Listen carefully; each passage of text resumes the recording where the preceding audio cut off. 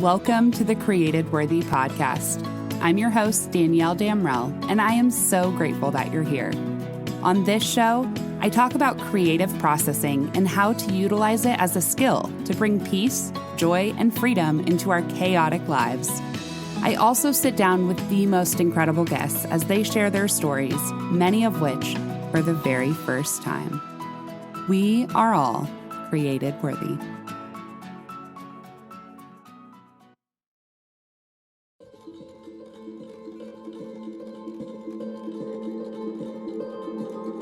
Today, I am sitting down with Sarah Palmer in person, who is a bold and beautiful woman filled with love and determination to live her truth. Sarah's life has been filled with a multitude of twists and turns. She's walked through seasons of life that have left her wondering what could possibly be next. Would another unexpected and at times completely unfair experience hold her back from living the life that she's dreamed of? No. Not for Sarah Palmer. From childhood abuse to foster care in her late teens, Sarah was faced with lots of decisions that she had to make far too young. Somehow, despite it all, she has beat all odds against her and has created a life where she's continually discovering just how much her life is worth. She is on a journey of self-discovery where loving herself, despite feeling unloved by those who should have loved her the most, and loving others well is her priority. Each day is a new adventure, and she is determined to step fully into a life where truth, joy, and abounding love is her present reality, no matter what comes her way.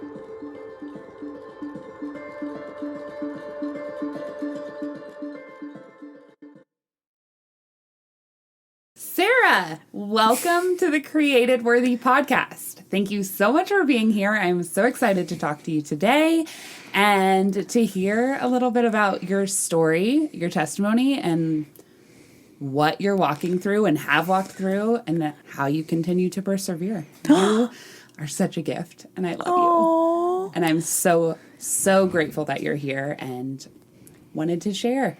Thank you. Oh, thank you so much for having me. I'm so grateful for you. You're a gift. I would love for you to start just with your story. Tell me a little bit about your story. Okay, so I grew up, I was born in Phoenix, Arizona. I moved to Prescott when I was pretty young with my birth parents and lived in Prescott until I was 18. So Prescott's like a small town, northern Arizona. So it's about like an hour and a half. Interestingly enough, it's actually the same elevation as Denver. Really? But no one like talks about it like they do here. Like, you know how everyone here is like, oh, we're in such high elevation, like you can't breathe. It's like the same in Prescott, but no one ever talked about it like that. Yeah, pre-foster care, growing up I don't know.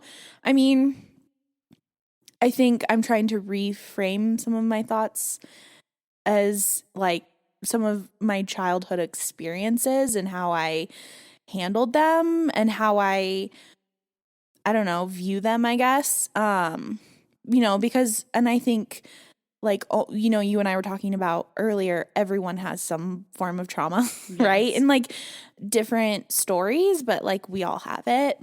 And I think it's easy to get caught, at least for me, in the mindset of like, I'm the only one in the world that's gone through this, and it was just really bad and really hard, and that's not necessarily invalid, but I don't think it has to be how I like fully remember things. I think I can like acknowledge that it was hard and not let it like rule my identity or become who I am, and let it just be like, yeah, this was a part of my story, but by no means is it like who I am. Which is a sign of growth, right? Oh, gosh. Being able to make those little file folders and be like, yes, that is something that happened to me. And I can pull that out at an appropriate time and talk about it in ways that serve myself and others. Definitely. At the times I feel called to. Yeah. So, good job.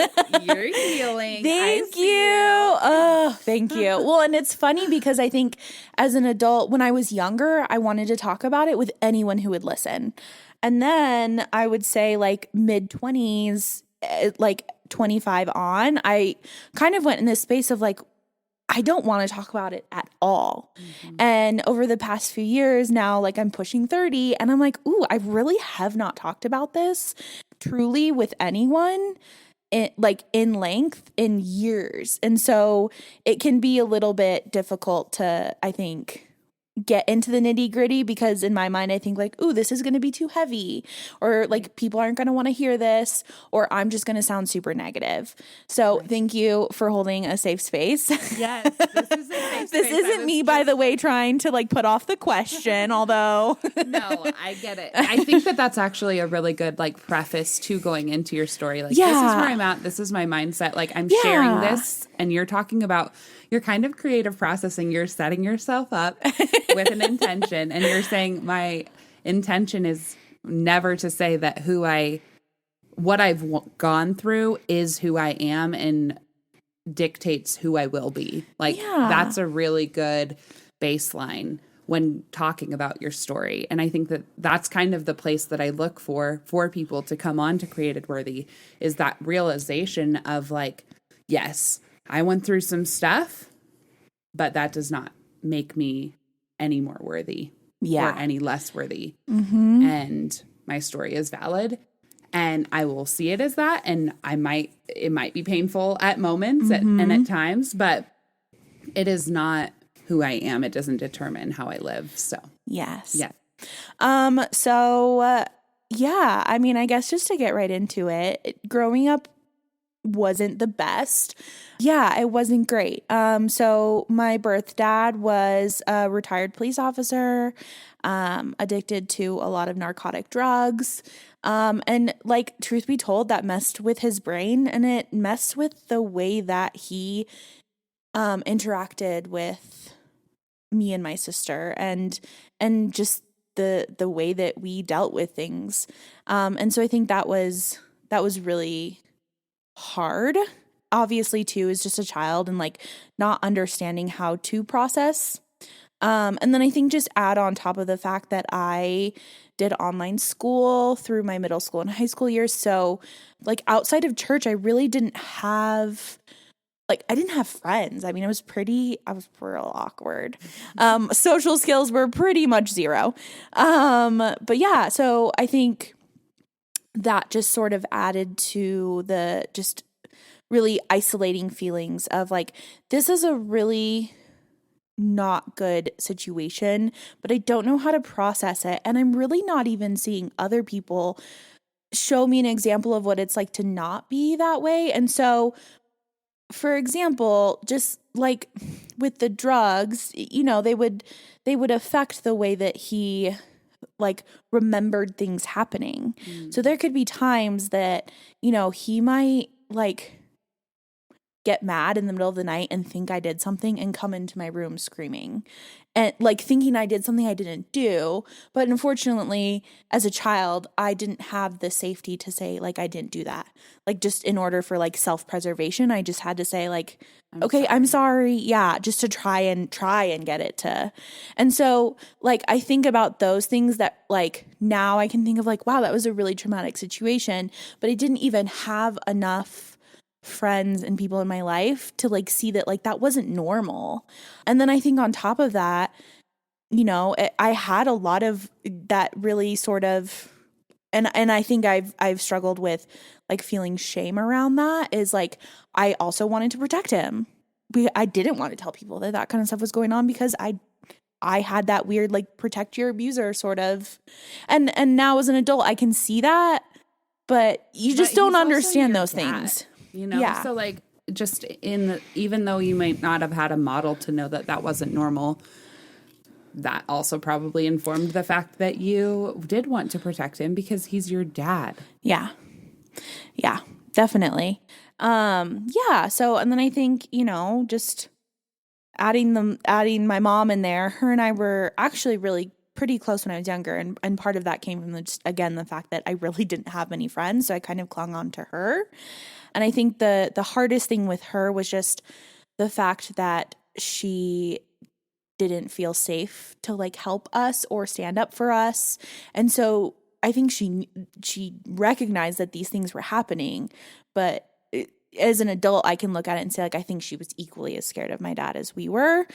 And she had this crazy fear of him leaving her, even though he was totally dependent on her. And so, unfortunately, that sort of framed how she didn't feel like she could, like, if she went to him and said, hey, they didn't do that, or they didn't say that, like that thing that you're mad at them about didn't happen, then he would just lash out at her. And so I think I can say over the years, for sure, you and I have both talked about, just our struggle with like wanting a mom figure in our lives and like really feeling like we missed out on that. And I think it's interesting because I've never in my adult years thought like, man, I really like wish I had a dad figure in my life, but I've really struggled with not always having a mom. It wasn't good. It wasn't great. And I think, we all go through shit, right? Like we all have stories. So I was 16, almost 17 when I went into foster care. Wow. So really I was an older teenager. And it's funny because I think for a long time too, I thought like my experience of being in foster care isn't valid because I was only in there for a year until I aged out. But I'm like, I might not have been a child in the system, but unfortunately, things just got bad enough in my teen years, and there was a lot of emotional abuse, some physical abuse, and unfortunately some sexual abuse that just really came to a head in my teenage years, and I decided that I needed help. I'm so grateful that I did have a church that at the time I was pretty connected to, and I had one friend specifically that I went to for help one day, and I was 16 and I just told her like I need help. I need out. I'm scared. And through rallying through a friend at church whose husband was a police officer, it kind of all came to a head one night and the police came and got me in the middle of the night. Probably I don't know. I was going to say it probably wasn't the best way to handle it, but now that I look back, I'm like, you know what? You did the best with what you could. I did the best with what I could. And at the end of the day, I'm so grateful because the police came and got me. And I, to this day, have not gone back to that house. I never had to go back from the day that the police got me. And I'm so grateful for that. I'm so grateful. And I truthfully could never go back there. But I do feel just deep gratitude that was truly the end of that kind of part one of my story, right? Like I was able to close that chapter and, foster care wasn't great, but I can tell you I would choose that 1,000,000 times over if I had to. I would never choose the opposite. So I could spend the rest of the podcast talking about the ins and outs of different foster homes and different families I lived with and different dynamics. I won't get crazy into that because again, that would take the rest of our time here. Well, share whatever you feel called to share. Oh, well, thank you. So foster care wasn't the easiest, and I think part of it was that I did that to myself. I definitely, again, at 16, almost 17, I thought I don't deserve to have a family, or I don't even know if it was that I thought I didn't deserve it. I just automatically thought I'm too old to need this. So I need to figure out how to be okay once I turn 18, right? Like even though I still deeply wanted that, I didn't feel that I should need it. And so I don't want to say I kept people at arm's length, but I definitely never allowed myself to connect with any foster family. And add on top of that I didn't live with some great families. And then I did live with some really good families. But I moved around a lot. I think between 17 and 18, I moved 7 times.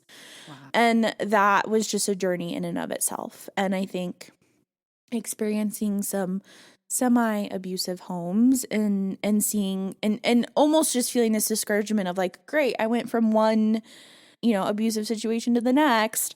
But I think at that point I had gotten a lot better about advocating for myself. And so like I had no problem going to my caseworker and saying like, I want out.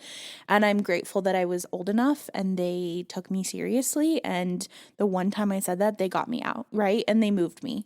Wow. I think part of the problem was living in a small town and finding foster families to take a 17-year-old at that point. Right. So, I think, yeah, I had my stuff. Mix in, I think I was a pretty good kid in the sense of I did not do drugs. I didn't sleep around. I didn't. And so I think in that sense, I was viewed as a good child. Like I went to church, I did online school. I worked almost full time at, little retail, Old Navy job. I guess, yeah, I was viewed as that, a pretty good kid. And so I think a lot of people have asked me like, wow, like you went to church and you worked and you did school and you did these things, but like, why'd you move so much? And I think the biggest, I think probably answer to that is that I struggled a lot with self-harm and I didn't hide it well. And although I was not doing it at least I didn't feel that I was doing it to get attention, I still drew attention from it, right? When you use that as your choice of coping mechanisms and you do it often enough, there's almost no way to hide it. Mm-hmm. And it became kind of like my own drug, right? Like when things were hard, that was what I turned to. I didn't turn to drugs. I didn't turn to alcohol. I turned to a razor blade. And that's also something I don't share with people often because, again, it can feel very heavy. Like, of course, now you're older and... Yeah. But still, you work through... Self-harm is one of those coping mechanisms that, like... Most people, when you say it, they're like, oh, okay, exactly what you were saying, razor blade to the skin. Mm-hmm. But we all self-harm in different ways. Mm-hmm. And I think that when you have chosen to self-harm in a physical way, and that was how you coped when you were younger, even if that's not a present struggle, it's still something that you are continually kind of working through. Like that, it's like when you have an eating disorder, they say like once you have an eating disorder, you always kind of have an eating disorder. Like it's a mindset thing that you constantly have to be working through and diligent to combat in your own self. And thank you for talking about it because I think a lot more people struggle and have struggled and it has been a source of shame when, like you were saying, like everybody has their ways of dealing with life and dealing with their pain and expressing it, and that's your truth. Like that's how you chose to do it. People, I think, didn't feel prepared to support me in that. And I think there were times that I felt hurt by that as an adult, like early adult years. Like I felt hurt that like people had this idea of like, okay, we don't want you in our home because you're doing this thing. And I'm like, but this thing that I'm doing is hurting me. Again, they just weren't equipped. They didn't know how, and that's okay. And it truly is okay. And I think that kind of comes back to if it was I think a wider conversation, if there were more resources, people wouldn't be so scared of the subject. I think that was a big factor in moving around a lot in foster care and just dealing with sort of jumping from home to home. And then also just like never really allowing myself within those years to like really like connect, I guess, with a lot like people I lived with, even if someone wanted that. And I think I've always struggled. I think I've gotten again a little better as I've gotten older, but I've always struggled with kind of extremes. Like I either wanted to be really, really close to someone or I wanted nothing to do with them. And I think either one can be kind of unhealthy. So you just add that into the mix of where with most of them, I just was like, okay, this is just another family I'm going to live with for a little while until I go to the next one, until I turn 18, until I, figure out what's next. I will just sort of fast forward to, I'm so thankful because I was working and going to school full time. I did get some money from the state every month. Some of it, I was living with a family that it was really interesting. But basically, I kind of paid them like rent when I was 17, almost 18. And it was a really interesting sort of, I don't know. I honestly, I don't know how they decided, but they weren't fully like certified. And so the state said, okay, we're going to do this as you're like almost like an adult. Like instead of us paying them, you'll pay them out of this money that we give you. So, but you know what? That's fine. Like they were housing me. And I only lived with them for a few months. But so thankfully, I was able to save up a lot of that money, and I bought a car off of Craigslist right before I turned 18. Maybe, I think it was right before right around the time, either before or as I turned 18. I bought a car for $1,900. It was kind of a piece of shit car, but you know what? That thing got me from point A to point B for 3 years before it like fully died. And I think we've all had one of those where I remember I would like pray over it. I'd be like, dear Lord, just like, please let my car start today. Towards the end. So that was fun, but, I'm so grateful because just fast forward to that, I was really able to start living on my own as soon as I turned 18. So I had the opportunity to, live in these like Young Life sponsored apartments.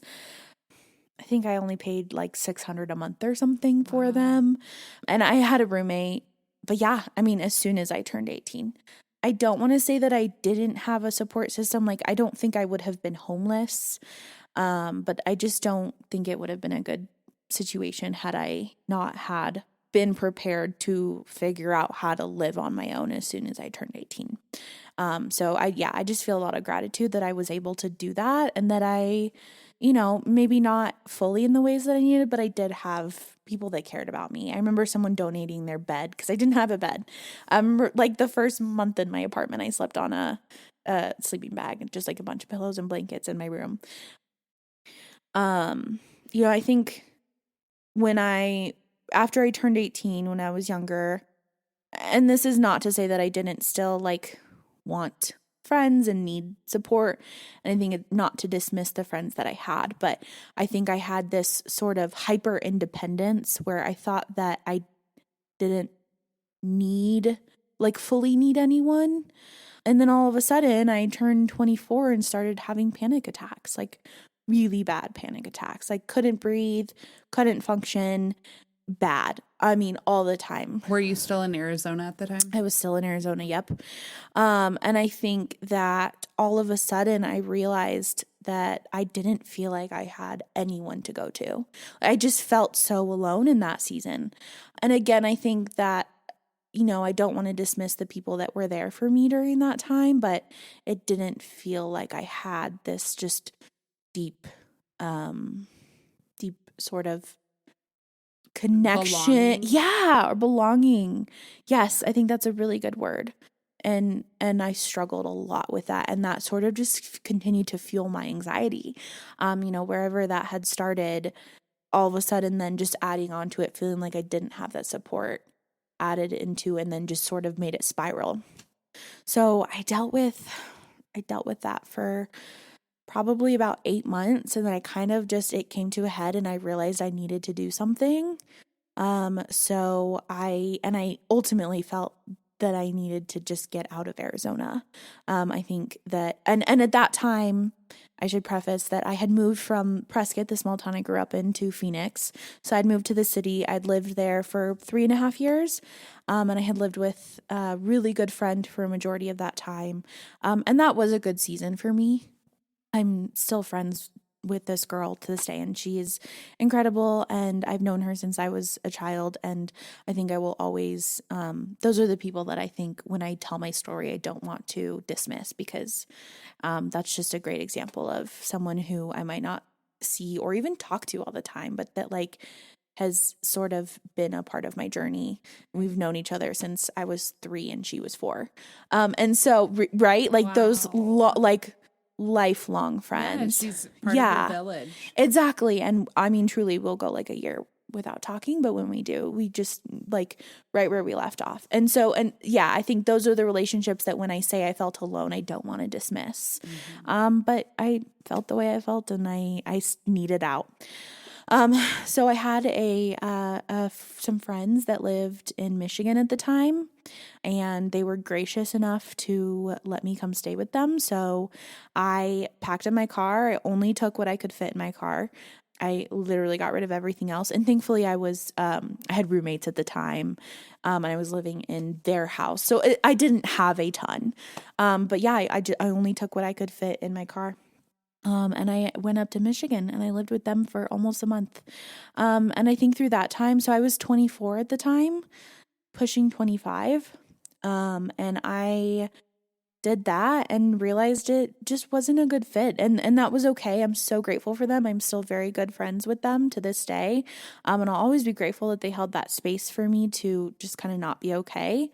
But I think the bottom line was it was a really small town. I didn't feel like there was a future there for me. And I realized that I kind of couldn't run away from my problems. So that was how I got here. I had a friend that I kind of knew. Truthfully, I look back on it, we did not know each other that well. But on my way up to Michigan, I actually stopped here in Colorado and I stayed the night with her.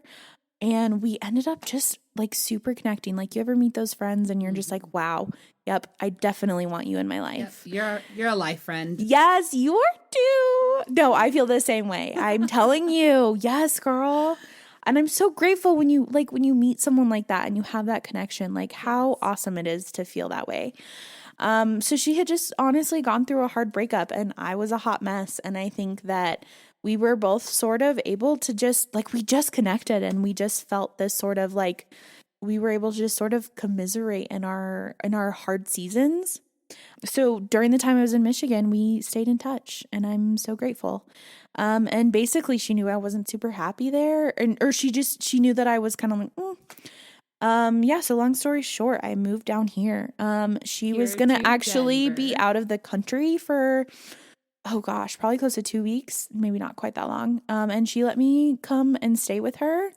And I spent that time thankfully, within a week or not even 2 weeks of being here, I was able to get reconnected with a job that I had in Arizona. Truly, I don't even think it was 2 weeks into being here. I was working again, which felt really good because I had gone almost 5 weeks at that point without working, and I had savings, but it felt good to getting back to a routine. And yeah, I was able to, I think I lived with my friend for not quite a month, like maybe 3.5 weeks. And then I was able to find a room to rent. And yeah, that's kind of brought me to now. That was the very sort of fast forward version of it. But that's sort of how I made it here to Colorado. And I just feel such immense gratitude towards that friend that let me stay with her because truly she did not know me that well. She did not have to let me stay with her. But she did. And she trusted me and she sort of allowed me to figure out what I wanted to do with my life and opened up a safe space. And it led me here to Colorado. And now I'm just so grateful to be here. I understand why people never leave this state because it's so stinking beautiful. Like what? It is gorgeous here. Fast forwarding to, now being 29, almost 30, having been here in Colorado for almost 5 years. And building a community for yourself. Yeah. You have built a community for yourself literally from the ground up here in Colorado completely. And I think when I met you, I was like, this girl, she's really interconnected. Everybody loves her. Stop. She's so fun to be around. She works at this really cool store and brings perfume. Because we met. Oh my gosh, I love it. Over the first time we met, and you were like, you guys can have whatever you want. And I was like, are you sure? This is really expensive. And you're like, yeah, girl, I got you. I was like, oh my gosh, I love her, not just because of her perfume, but your aura. Is that a thing? Yes, it's a thing. Oh my gosh, you should hear me at work. I love to tell people what color their aura is. What color is mine? Oh, yours is purple for sure. Like a bright lilac purple, though. I'm annoyed. Can it be pink? Sure. Okay. I take it back. Your aura is pink. It's really not set in stone. I don't take it that seriously. Okay, when you said light purple, you actually meant light pink. Definitely. You got it a little just. Exactly. They both start with P. What was I thinking? It was the lighting. The lighting really messed me up. Yeah, I know. It's this fluorescent light, dark at night. What? I need a lamp in here. Okay. Well, I hate to tell you, you're definitely like a Barbie pink, like bright pink. This is the color I want to be, though. You're not. Sorry. Oh, you're too bright for that. The more that I got to know you and learned about you, I was like, wow, like you've really built a community around yourself. Yes, through the church, but in life in general. Like you came here knowing that one person. And then you've been here for how long now? September will be 5 years, which is crazy. So one thing that you talked about all throughout your story was gratitude. And like having gratitude no matter what. Like you're like, it could have been so much worse. And I think there's always part of us that like wants to minimize what we've gone through because we don't want to be like, I had it the worst, right? Because like there's always somebody who had it worse, always. When you were talking about it, it was like a genuine, real gratitude for where you're at and what you've been through and how that one thing led to this next thing. Mm-hmm. So in this season, what are you grateful for? So what are you grateful for? I think I do definitely feel a sense of gratitude for my community. And I think we kind of talked about that. Going back to just how I felt when I moved here, I truly felt so alone.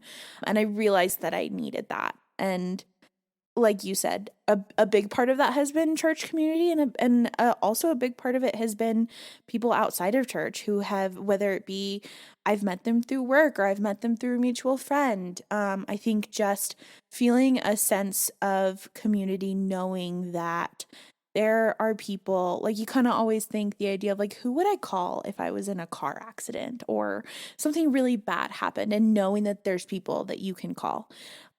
I just feel so grateful that I have those people in my life. So how did you, for somebody who maybe just moved to a new city or somebody who is navigating a complete restart in their life, do you have any advice as to how to even just start to get connected? Yeah. Like, how did you get yourself out of that hole? Definitely. So the biggest thing I can say is, even if you're an introvert, in fact, it's going to be harder for you introverts out there. Sarah is an introvert. I would definitely say I've definitely become more introverted as well. But you have to push yourself out of your comfort zone. And sometimes even now if I meet someone and I'm like, wow, I like that person, like I would love to have them in my life in any capacity, I'll just ask like, hey, do you want to grab coffee sometime? Like, I really enjoy hanging out with you. And I will, and this is my own insecurity of being like, it's okay if you can't, right? It's totally fine. But also I think that there is some truth in saying, you know what though, if you can't, that is okay. And that has helped me. A big part of it, for sure, was getting connected in a church. So if you have a faith or you are faith-based, or you feel, even if you're not, and you're like, I just want to meet some people, I think finding a church home that feels loving to you, that makes you feel connected. I remember the first time I went to my current church, I literally the first day walked in, I had gotten invited to a Super Bowl party later that day. And I just remember that because I thought like, oh my gosh, I had gone to another church before that I'd been going to for months, and like no one really ever talked to me. And part of that was me not getting out of my comfort zone, but these people just immediately made me feel like seen and cared for. And like people asked me out to coffee, and like asked me to spend time with them and did not know me at all. And I was craving that so deeply. So that was a huge help for sure. I also think I had the added benefit of working in a retail environment where I get to meet people and talk to people, and you meet and connect with coworkers, and that was so helpful. But yeah, so my biggest advice is gonna be maybe get out of your comfort zone, and just ask the person, like, hey, you want to grab coffee? I love Bumblebee and Bumble BFF is also a great resource. Like if you are like a work from home girly or guy, and you don't have, maybe the opportunity to be in a retail environment like myself, or an environment where you are around a lot of people, and you feel like you need those connections, I'm like, get on Bumble BFF. Like there's so many just like fun little ways you can meet people. I'll put it in the show notes. Yes, Bumble BFF. But I think, again, I also think that like I can encourage you all day long, like go find a church. But that worked for me. It might not be everyone's cup of tea. And I think that it's important to validate that that's might not be what everyone listening to this feels the most comfortable doing. Right. Or maybe it's going to take time before you get there, and that's okay. And I think, honestly, like going to any church, you want it to be like going to therapy. Like you go to that therapist and it's just the perfect person. You feel like you can bare your soul to. Exactly. And it's not. Exactly. Usually. Like you kind of have to be willing to get uncomfortable, be the new person, ask people to coffee, smile, show up week after, once, twice, maybe even 3 times. And even after 3 times, if you're like, something's off with my spirit, like it's okay. Yeah. Trust that, lean into the Lord, let him be your guiding light, and he'll help you to find that place where you are accepted and can connect. But there is a place for everybody. And yes. It's not even, I don't even want to just say it's only at church. No, like I think churches there are a lot of incredible churches, and that is a really good way to get plugged into a new community. Don't get me wrong, but there are also other ways, and sometimes you just have to keep taking those uncomfortable steps forward to figure out what is right for you, whether it's working in a different retail job or whatever it is. Like, but there are people out there who are for you. Yes. And that I think also people that feel the same way you feel, that might feel lonely or isolated, and I also think that there is just so much value in having a few good friends. Awesome if you have a ton of great friends, but even just 1 or 2 can really sustain you, and I think just finding those people is a really beautiful thing. And I think, like as you just said, there's so many ways to go about it. So whether it be finding a church that you feel comfortable and accepted and loved in, or going through an app that is specifically for meeting friends in your area, or going to a sports bar and striking up a conversation with someone, and feeling like, oh, hey, we really connected. Like, let's hang out again. Yeah, it can be hard. And for you introverts out there, I'm sorry in advance. But you can do it. You can do it. Yes, I believe in you. And honestly, if nothing else, me and Danielle will be your friend. We'll be your friends. 100%. Actually, I love meeting new people. Sometimes at work, I tell people, I'm like, because I do work in sales, but I will tell them, I'll be like, please come in and see me again. Even if you're not buying anything, great if you do, but I am not asking you this because I want you to come back and buy from me. I am telling you this. You're such a cool human and you have made my day so much brighter. And I'm like, I always love to see a friendly face. So I'm like, I do not care if you're not coming in to buy something. Please, next time you're in, come say hi. I would love that. I cannot tell you how much joy it brings me to like see a really fun customer that I had a great interaction with come back in just to say hi. I could care less about the sale. Like, great, I'm going to get those otherwise. Like, that is not what it's about for me. I want the connection. Thank you so much for your time. Is Thank there you. anything else that you would you feel called to talk about or say? I feel like I covered a lot of it. I just want to thank you again so much for creating such a safe space to like really be open. I think there's so much healing in sometimes talking about the hard things. And I'm realizing as I'm talking with you through a lot of these things that it's a lot of stuff I have not talked about in a long time, not in depth at least.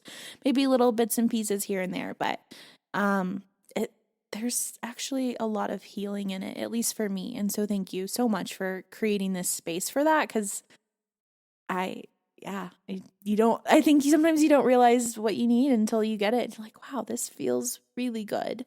My prayer is always that this lands with the right ears to encourage them at the right time.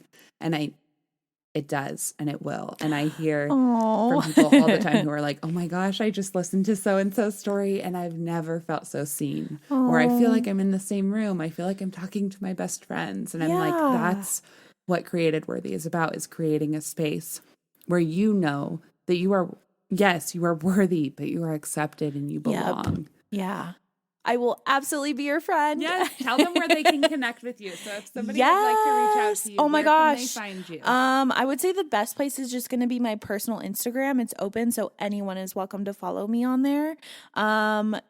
Can you link it on your? Yes. Okay. It will be in the perfect. show notes. I will Absolutely. have, because if I tell it to you over this, you guys are going to laugh because my handle's kind of funny. Well, you can say it. Say it once. It's Sarah Lizabeth. I know. But we'll link it. It's spelled a little silly too. So. It is. But please, that's the best way. And I would say, I would love to connect with anyone, and I will 1,000% be the person if you ever want to reach out and you are new here, or even if you're not and you just feel like you need a connection in some way, please reach out to me, message me. I will absolutely go get coffee with you. I would love to meet and connect with new people and whatever that looks like, and hear other people's stories. And I'm always willing to share more of mine. I think I gave sort of the Cliff Notes version tonight, and I loved that. And it was really good. In the future, you're like, I want to come on and I want to share more. Like, come back, girl. Season 3, Sarah, come back. We'll do a part 2 episode. Absolutely. But this was incredible, and I think that there's just so much value in everything you talked about tonight. Thank you. And sharing your heart. So reach out to Sarah because she's incredible. Follow her. She's so colorful and beautiful and incredible. Are. And so thanks for joining me on Created Worthy. Yay. Thank you so much for having me. We love you guys. Yes. We did it.